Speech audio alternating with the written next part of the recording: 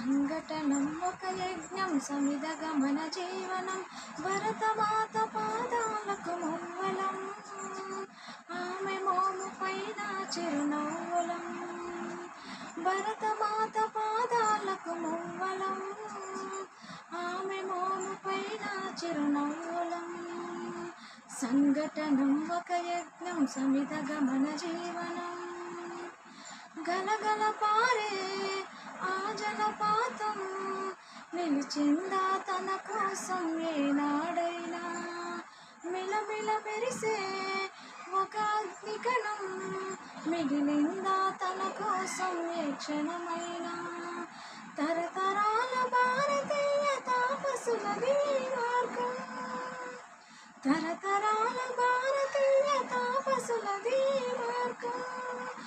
ఆత్మలోని వేదన